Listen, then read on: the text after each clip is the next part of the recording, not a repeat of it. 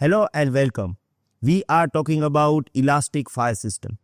And in this video, we are going to discuss about EFS options and we are going to implement EFS using real world scenario. Now, we already having little idea about how we are actually using EFS because in the previous video, I already provided detail that EFS is a kind of shared storage. Now here I have one picture and here we are talking about how we can use EFS to provide highly available web server configuration. Now here if you look at this, I have two web servers. Why I have two? Because I want to provide high availability. And here I have two web servers into the two different availability zone. One I have in AP South 1A and another one is in AP South 1B. Suppose if anything goes down, if AP South 1A is not available, I have my web server running in the AP South 1B, right? So I have two web servers. Now suppose if I want to provide identical website for these two web servers, and if I'm using EBS, I have one problem that I have to put my website into two different EBS volume because the problem with the EBS is it is not shared storage. So here instead of using EBS, I am using EFS. EFS is a kind of shared storage. The big advantage over here is I will put my website over here in the EFS. And this EFS volume will be accessible by both of these EC2 instances. The idea is I have shared storage. Now if I am updating website over here from this particular storage, it will be updated from both of these EC2 instances. And this is good because if I have like a 50 EC2 instances and I want to update website, I just need to update this website from this EFS volume and then it's done. So now this is the scenario that we are going to implement. And here we are using this example of web server. Using EFS is not limited for the web servers. Many companies, they are using this as a file server. Many companies are using this as a cloud storage. So they have like hundreds of workstation over their own premises and they are storing this data from their own premises infrastructure to their storage EFS. But this is what very easy example when we are actually starting our AWS journey. So now let's understand what are the options that we are getting when we are configuring EFS.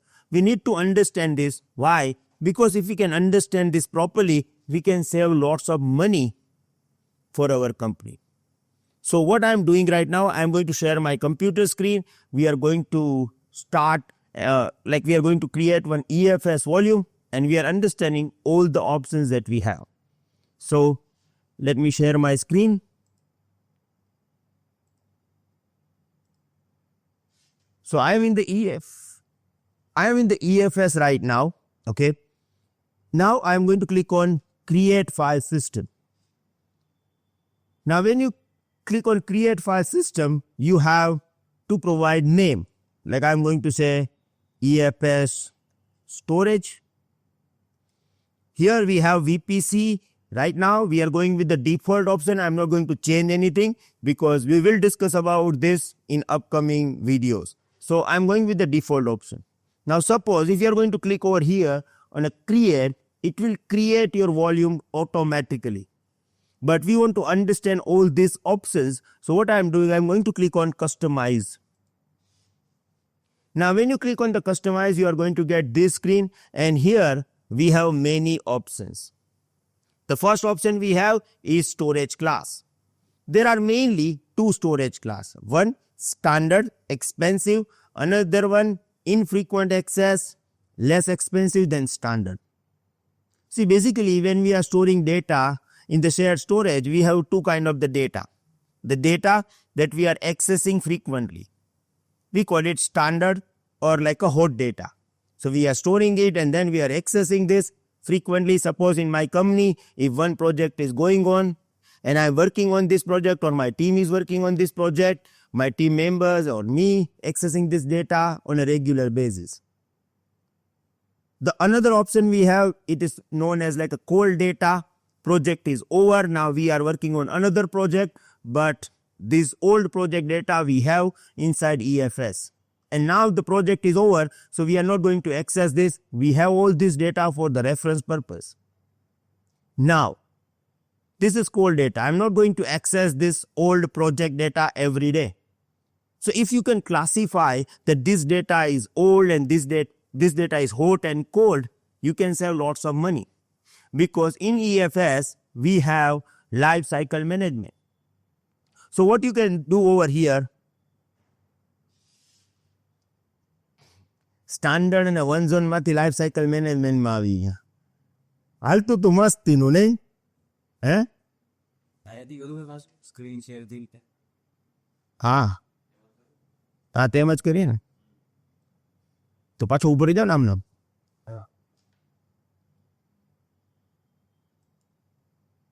Ready? લે આમાં કેમ ready ને? Okay. So when you will get this particular EFS screen, the option we have over here is to click on create file system. Now here I have to provide name. Let's say that EFS storage. Now here we have option of VPC.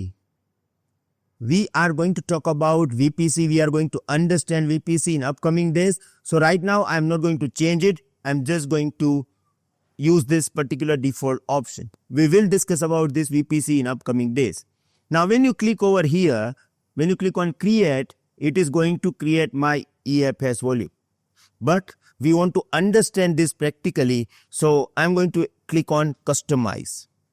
When you click on the customize, you are going to get all these options, and we need to understand all these options step by step.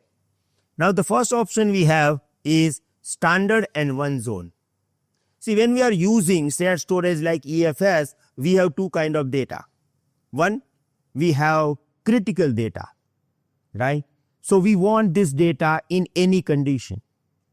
So if you have critical data, store them into the standard, because when you are going to store data into the standard, AWS will store this data into multiple availability zone.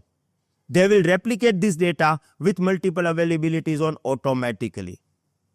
So it is good idea to store your data into the standard if you have very critical data. The another option we have is one zone. Suppose if you have non-critical data, you are already having backup at your on-premises infrastructure and you want to store this data into the cloud, then go for one zone. One zone will store your data into the particular availability zone. The only problem is, suppose if you want to access this data and if this particular availability zone is not available during that time, you cannot able to access this data.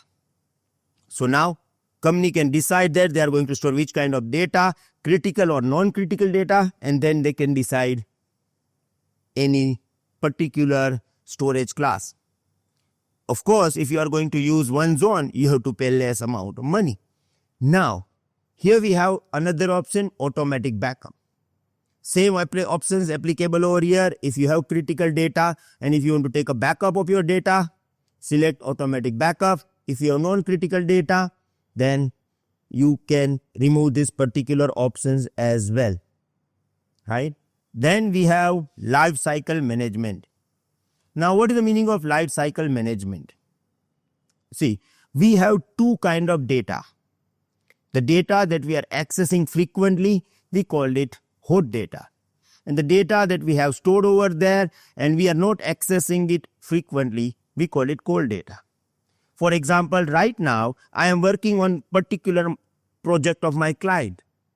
Now, this project is like we are going to work on this for next 3 months.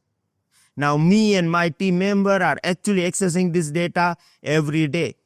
So, this project data is actually hot data for me. But now, after 2 months or 3 months, this project will be over.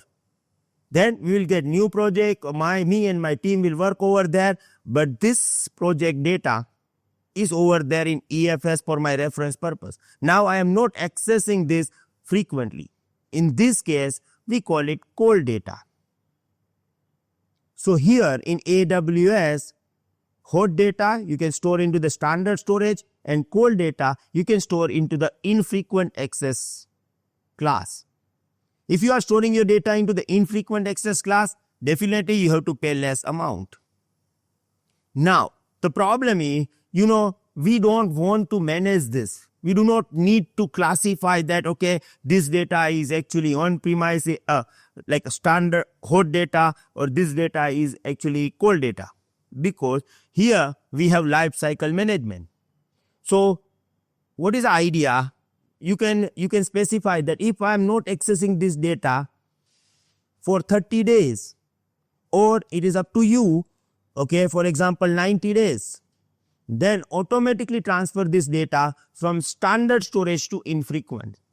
It is an automatic process. Now the advantage is this data will automatically move to the infrequent access, and then we have to pay less amount.